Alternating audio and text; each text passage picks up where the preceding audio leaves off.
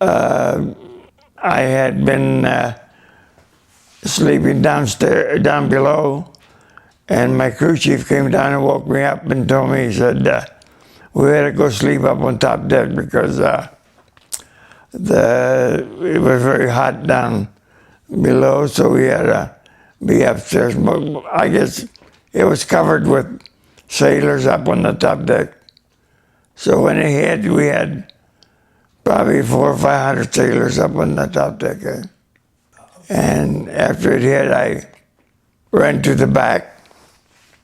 And in the back, I met my friend Santos Peña, who had been on watch in the front of the ship. So when I was there, I told him I had to go get my life jacket, and he said, "No," he said, "you don't have time to get a life jacket. The ship's going down," because I just came from the front of the ship. He said the whole bow is gone. Well, I just saw a lot of fire, I couldn't see hardly anything because the fire had, but hardly my eyes were closed. I'd open them up every once in a while because all my eyebrows and everything was completely off. My hair was burned off also. So there was probably a lot of sailors that had been sleeping there. The explosion was right in the area where I was at. So everybody was probably on fire or had been burned. It was right at the end when the ship was really turned over. It had turned completely to the side. And that's when Santos and I decided to jump off of it. So it probably about a couple of stories high to jump off. And when I hit the water, I thought I had hit something, and with my knees and stuff, and I thought I'd hit Santos Peña, my friend. Started swimming out. I thought I'd hit Santos, and I had knocked him out or killed him or something. So I just swam out completely away from the ship. Because they said if you don't swim out, you'll be sucked in with the suction of the ship and stuff like that. So right at the time when I swam out, there wasn't anybody. You couldn't see anything around there. It's very dark. It was pitch dark, so you couldn't see hardly anything. And then the moon would come out, and all of a sudden it looked like daylight as soon as the moon would come out. But then the clouds were all around you, so the moon kept coming in and out.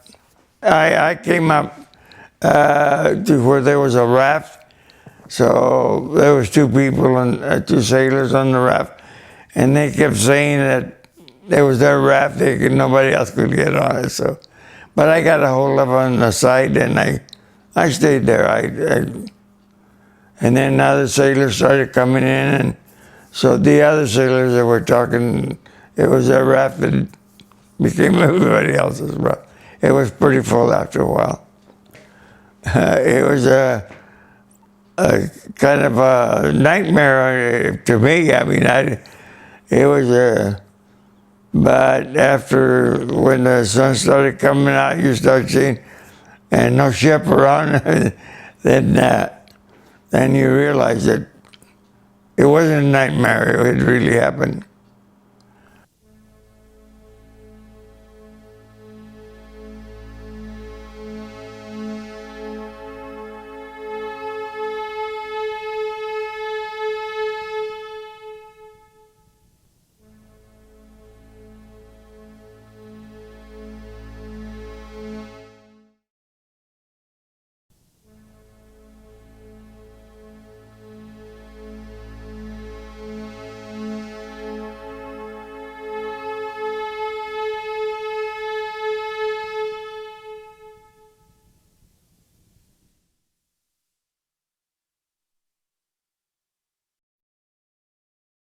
There was probably about 4 rafts that were together, and being that I thought I was pretty good at swimming, I didn't have a jacket on.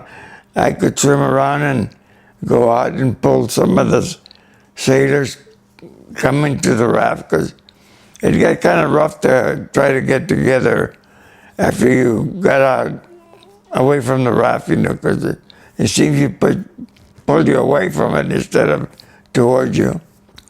But after the second and third days, when you got tired, I wasn't able to go out and try to bring them in. In my case, I probably saw them the second day instead of the first day. I didn't, because I was kind of busy trying to help some of the guys get together, swim out.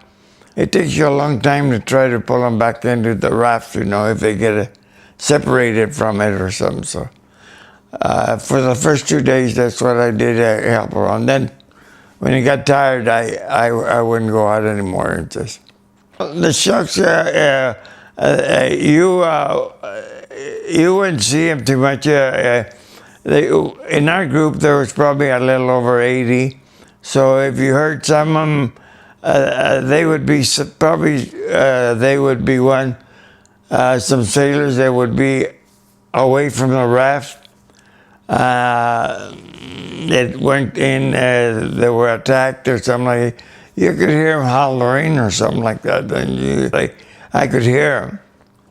I heard them all the time, Well, when you hear them hollering and stuff like that, the scuttlebutt was always around that so-and-so there was a tag and he disappeared under the water and stuff like that.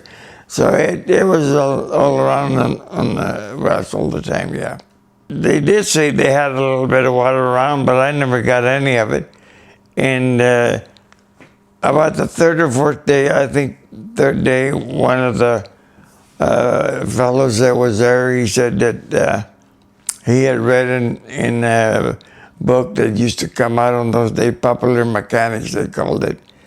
And he said he had read and they had they got the salt water and put it up to the sun, and that it would take the chemicals out or whatever and make it all right to eat, to drink. And so a lot of sailors started doing that. And they got sick, and then, they